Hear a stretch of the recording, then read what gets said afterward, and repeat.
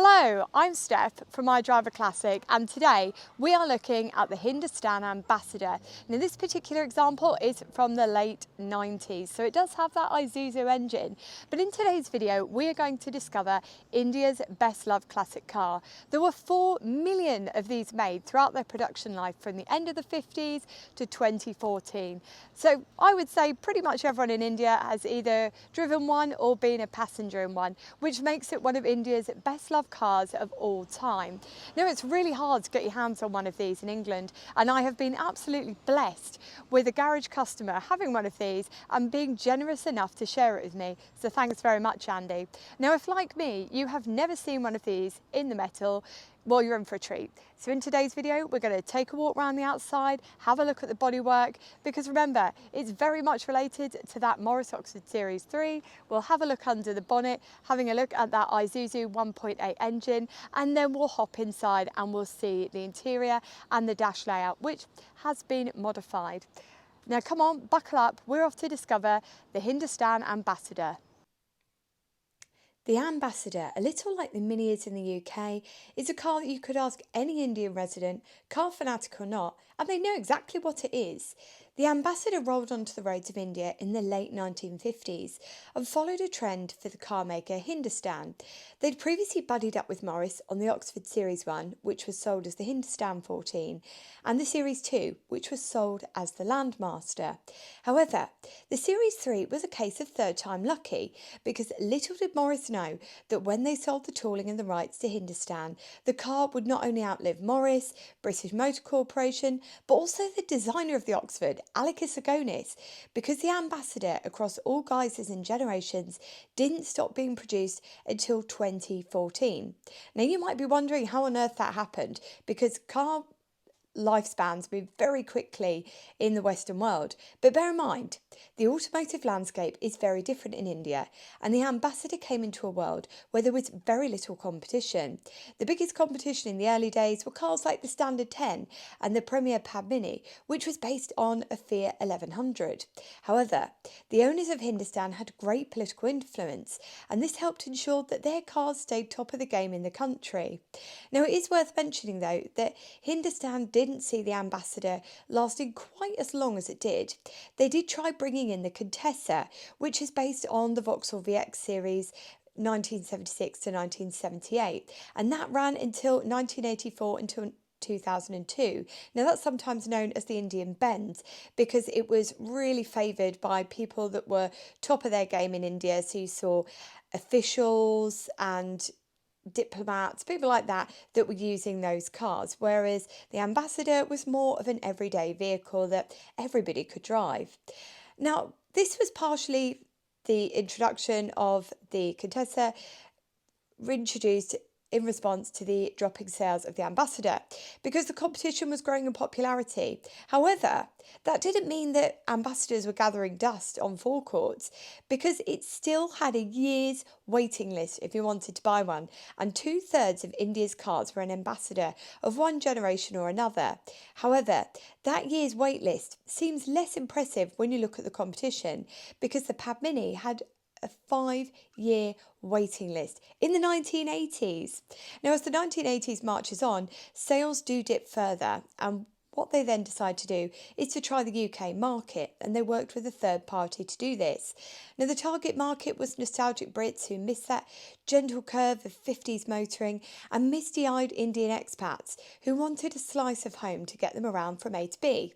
However, it didn't go according to plan, and the car, which had been touted at £7,150, which doesn't seem too bad, soon rocked up to £11,485, because they had to do some necessary upgrades for the UK market, things like catalytic converter, fitting a heater, and of course a fresh paint job, because when you look at Indian weather versus British weather, well, the British weather is going to wipe out an Ambassador paint job after a bad winter or two. Now this pretty much finishes off the dream, apart from hardened enthusiasts, and the epic sales figures and the success which had been hotly expected dwindled down to a handful being imported into the UK, and this quietly came to a close in the late 1990s. However, as mentioned, the Ambassador had many generations, and throughout the lifespan you see them make slight tweaks and upgrades, and by the time you get to the model we're testing here today, the wheezy side valve engine, which wouldn't have really stood up to modern competition, is long gone, and instead we have a 1.8 Isuzu engine fitted. Now this gives us 74 brake horsepower and a top speed of 90 miles per hour. Now you might think that's positively glacial compared to cars of today, but when that got fitted to the Ambassador in the 1990s, it made it the fastest production car in India. Oh, and I'm sure you're wondering, no, there's no upgrades. We still have drum brakes and leaf springs. So I guess some things never change. Now, as I mentioned before, the Ambassador production ended in 2014, with final selling years only reaching a tenth of what they'd achieved in the 1980s. However, that's not to be sniffed at, because the Ambassador is still proudly rolling through the streets of India today, and many of them are painted yellow and they're taxis. So if you go down into southern India, you'll still see them in use day in, day out. And the Ambassador is a really important car because it gave life and transport to many Indians, and it may not be a classic of the UK, but it's still a fond favourite of Indians across the world, and of course it was also badged Top Gear's winner of World's Best Taxi. Coming inside, it's the perfect mix of modern meets vintage, and I quite like it. And in fact, I've always said I wanted to own one, and even more so now after jumping in, I've thought this is definitely a vehicle that you could not only own and enjoy, but use quite regularly because of that engine. Because remember, that 1.8 is giving us 74 brake horsepower, it's giving us up to 90 miles per hour. It's more than adequate for keeping up with the traffic of today in England. Now, coming inside here, the first things first, let's talk about these seats, because when I first saw this car, I said to Andy, everything else inside feels so old-fashioned. Have these seats been replaced? And he said, no, these are the originals that came with the vehicle. Now, it's really interesting to know that you could pay extra and upgrade to leather, but it's not something you see very regularly because these seats are so wide and so well upholstered that you don't really need to worry about stepping up because they're just so comfortable, which is probably as well because if you think about some of the target market, they were being used as taxis, for example, and still very much are. You want seats that are going to be comfortable. And also, when you think about some of the roads that they will have to travel on, it's really important to have seats that aren't going to shake you to bits. Now, coming inside here, the first thing you'll notice is if you've ever been an Ambassador of this age before, is that the dash has been changed. Now, this has been done since it arrived in England, and I'm not entirely sure what the dash is being borrowed from, but I don't know what you think. It looks very fitting within the vehicle. So first of all, let's talk about this glove box. It is absolutely enormous. And it comes with 2 cup holders, so you can get everything in there. And it's just that really great size that everything goes in there, and it makes up for the fact that we don't have a parcel shelf, which was something I was expecting. So I'm not sure if it's been removed from this car or it's something that was removed earlier on, because I'm sure the earlier ones of these did have them. Now, coming down from there, you've got a cigar lighter. Coming into the centre here, you've got your hazard warning switch and you've got a little clock there. Coming down from there, you've got your temperature gauge, your voltmeter, and you've got your fuel gauge, and just tip down here is your heater, and that will look very similar to that mini heater that we took out the other week. Coming across from there, you've got your choke. Yes, we are on a choke, but you might have guessed that when we looked under the bonnet and saw the carb set up. We come over into a very 1970s 8-track player, and there is actually an 8-track on the floor. It's Frank Sinatra. Now, if I'd thought ahead, I would have brought one of my Beatles or Bee Gees ones, and we could have had a little bit of a boogie as we drove along, but hey ho. Coming over from here, you've got your Speedo. Now, the Speedo is a little bit different on this. I'm not sure what this has been taken from. It's not a brand that I recognise, so I don't know if it's the original or not, but it's got kilometres per hour and miles per hour on that.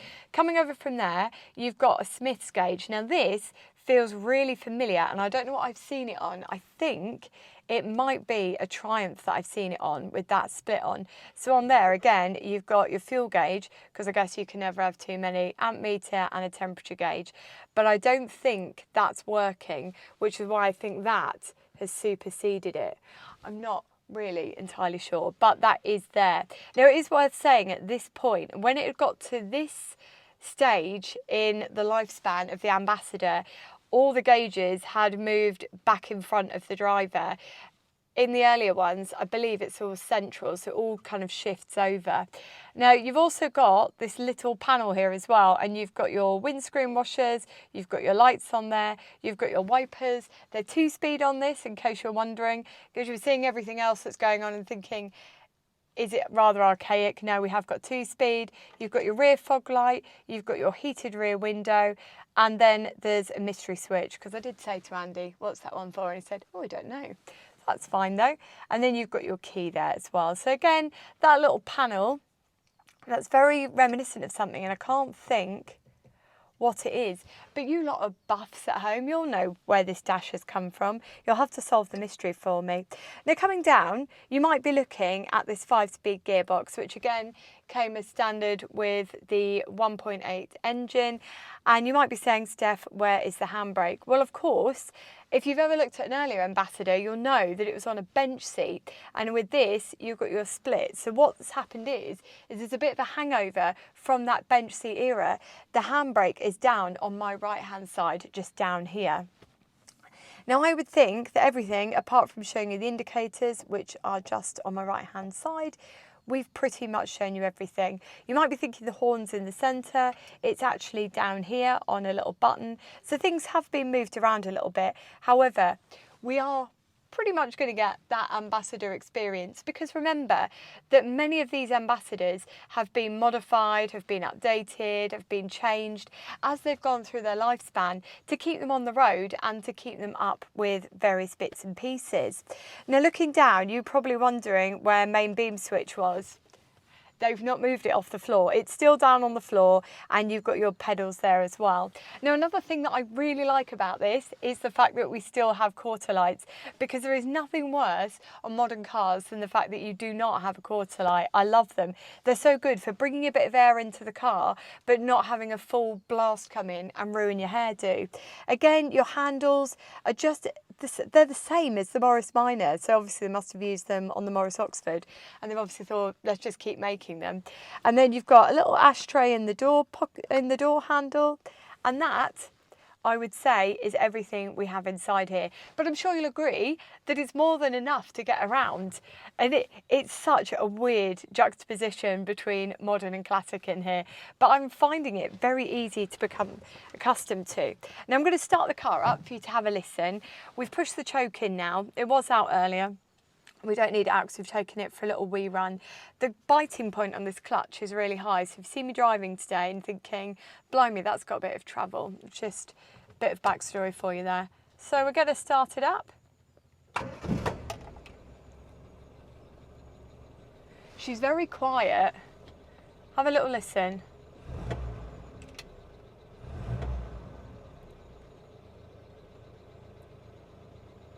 That's nice, isn't it? We'll have a listen from the outside and then we'll go for a little drive.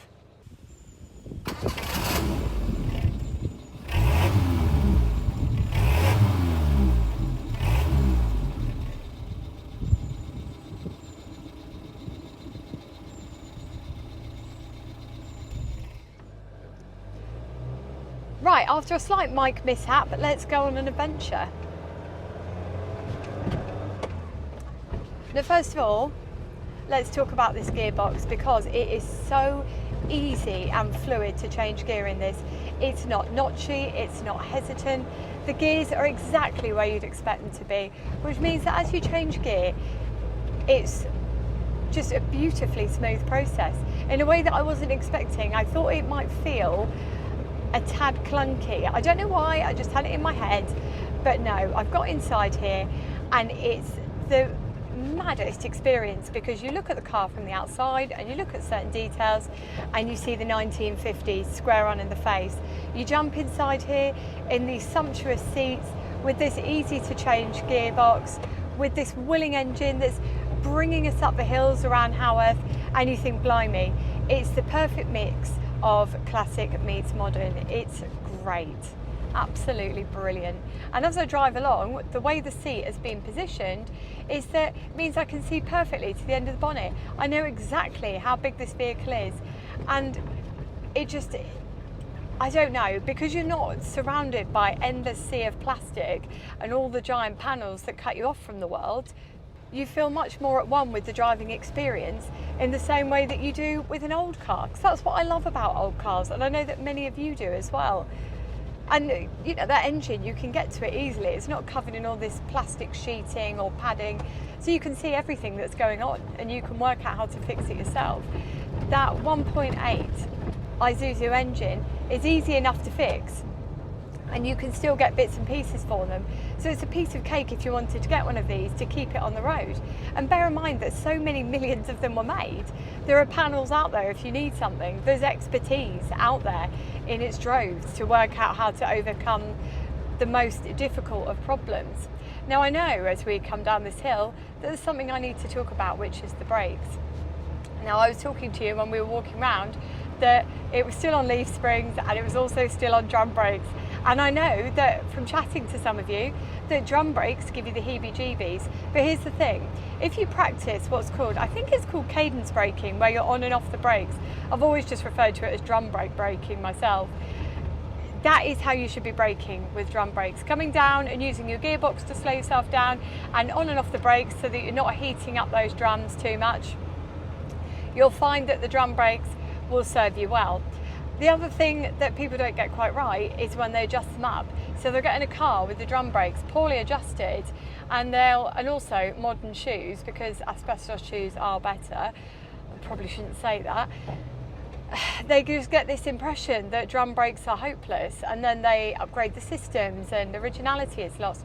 But here's the thing, if you get somebody who knows what they're doing to have a look at your drum brakes and adjust them up for you, you'll usually find that they're easy enough to handle and they're absolutely fine. I've driven on drum brakes myself for nearly 15 years and had no problems with it. So for me, getting inside this and hearing the words drum brakes doesn't put me off at all, and it shouldn't put others off either. Now look, you'll see there that 1.8 has plenty of poke. So you can get up these hills, we can get around these corners. The steering, by the way, did I mention that? It's so light. Look, it's so light and responsive that I'm not having to think, oh goodness me, really having to put the arms into it. It is just everything you could want in a modern meets classic. Now as I drive back, I'm trying to sum up the whole experience. And so I said to Fred, what do you think? And he said, it's mad. It's like a 50s car that's just been dropped on a 90s car and just put together. And I was like, that is exactly it. And it's the most ridiculous description, but it's a great one. I love this car. It's one of those rare cars that I've taken out and I haven't thought to myself, I'm going to be pleased to hand the keys back, or I don't think I could manage owning one. This is just everything. It's brilliant. I love the fact that it's got all that classic styling to the front. I like the fact that that 1.8 engine is lively enough to keep up with everything that you possibly need. The steering is light enough. There's so much space in the back as well. And this is it's one of those things that can put a lot of people off some classics, is you get in the back of them and you go, oh, it's not really room for passengers. But as you can see there, there's loads of leg room. You can fit loads of people in the back as well. You could probably fit 3 people in with room around them as well. That boot is enormous. You can get so much stuff in there. And all round, it just represents everything you'd want in a classic vehicle.